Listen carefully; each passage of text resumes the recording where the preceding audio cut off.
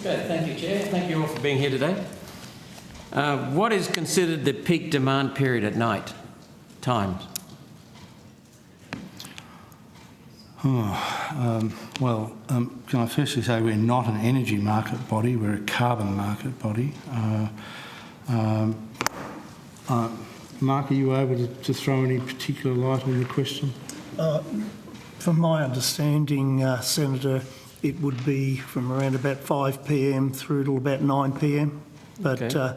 That's a guess, really. Yeah. Say this time again, 5 to 9? About 5 p.m. to 9 p.m. I think, but that's really a guess because, as Mr. Parker said, we don't get involved in the detail of those things. No, but you are responsible for implementing legislation and increasing the use of clean energy. That's correct, Senator. Okay, good, as long as I got that right. Now, AEMO has previously published analysis showing how much of electricity supply is produced by wind and solar at peak times, when most people actually need electricity.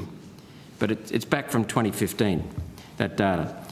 This analysis indicated wind and solar capacity factors were all less than 10% at peak times. In other words, the capacity of a solar panel or a wind turbine, the actual production is less than 10% of that capacity. Have you done this analysis more recently? Because what we understand is that at the moment capacity factors for wind and solar are around about 23%, less than a quarter. So have you done the analysis for the capacity factor in actual use? Senator, perhaps if I could just make the point that the questions you're asking, I think, go more to the policy frameworks. The Clean Energy Regulator's role is to implement particular pieces of legislation on behalf of the government. So some of the questions I think you might be getting at are probably more relevant for the department, which has been on earlier in the day. Well, not for me personally, it's for Outcome Program 1.3, which was on earlier in the day. Which was on? It was dismissed at about... Yeah, I just missed that because I was in another session. So you might need to put those questions on notice. Can I put them on notice to you then? Sure. I can give Senator some average capacity factors over the course of the year, but we don't look at them at various times, and that's really going to depend on the location and the if it is a peak time, the wind speeds, etc. But in terms of average capacity factors for last year, rooftop solar was 13%, utility scale solar was 18%, utility scale wind was 33%. So they're averages. And for example, to give you one example, a recently connected power station in New England, a solar farm, it's single axis tracking. And the trackers have their own little solar panels, so it produces a lot more energy early in the day and late in the day, and it comes paired with a battery as well. And it's a very large solar farm, so really it's going to depend on the mix of technologies in a location at the point in time, and probably I think AEMO would be the only body who could, the Australian Energy Market Operator would have that detail. But there's some averages for you. Thank you. Averages can be very misleading. I appreciate you taking the trouble to do that, but averages can hide a lot. And what I'm after is peak demand times where it's been less than 10%. So we'll move on then. Could I just add a point there, Senator? So you're right, averages cover a range of detail. So what you would tend to find is that in summertime, the days are longer, so the solar generation is longer, and you tend to get generation from solar, particularly if there's single axis tracking, into that peak period. Yeah.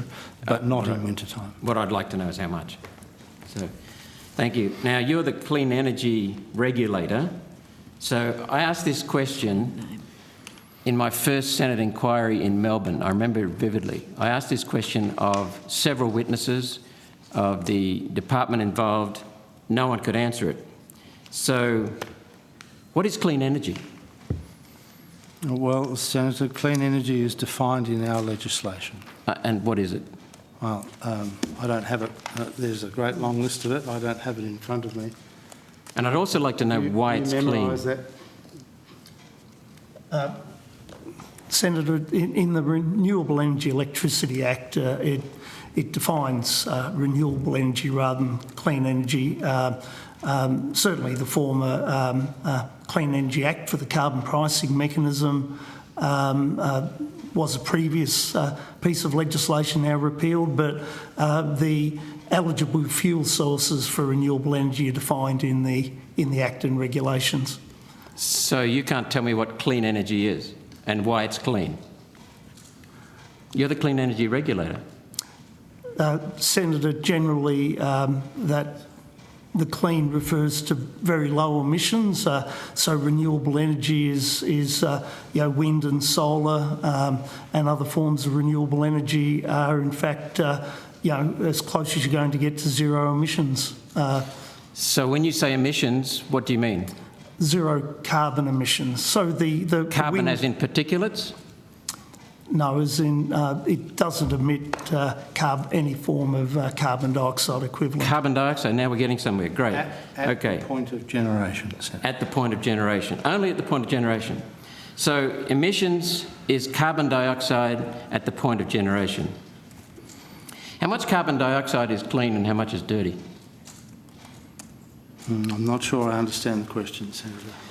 Well, nature produces every year, these are figures from the United Nations Intergovernmental Panel on Climate Change, nature produces every year about 32 times the total production of carbon dioxide from human activity. Nature's variation in its production of carbon dioxide is in itself greater than the total human production of carbon dioxide. So which part of human carbon dioxide is dirty and which is clean? Because nature's is all clean. It's essential for life. It's scientifically classified as a trace atmospheric gas essential to all life on the planet. Yeah, now I understand your question, Senator, and of course nature also absorbs a whole range of carbon dioxide as well. In terms of tree growth, and there's good scientific evidence of some greening of the planet as a result of CO2. CO2 is absorbed into a range of sinks, including the ocean, where it can be involved in acidification of the ocean and so forth. Hang on, the ocean is an alkaline. Yes, it's becoming more acidic, Senator. Well, it's a long way off becoming acidic. And as I said, the oceans themselves contain 50 to 70 times, these are IPCC figures, 50 to 70 times the amount of carbon dioxide in dissolved form as in the entire atmosphere. And what we saw in 2009 in the global financial crisis and in 2020 under the COVID restrictions was severe recessions or borderline depressions around the world. So the use of carbon dioxide producing fuels, hydrocarbons, decreased dramatically in 2009 and 2020. The result was that human production of carbon dioxide decreased dramatically. Yet the level in the atmosphere, because nature controls it, increased in both years, relentlessly. So what is your job? Well, Senator Roberts, if I understand the direction of your questioning, I think you are seeking to engage Mr Parker on the science of climate change. I just want to make sure he knows what he's doing, because we've got a lot of agencies in this country, in this city, that are going down a ghost path. Senator Roberts, I think you asked Mr Parker and the other officials what their role was. They indicated to you that the technologies that they are responsible for are set out in legislation. They also indicated that they hadn't memorised them owing to the extensive nature of that list. I think the officials would be happy to provide that list to you. I think sure, if your purpose is to clarify that the officials understand the scope of their regulatory powers and their role, I feel that they've answered that question.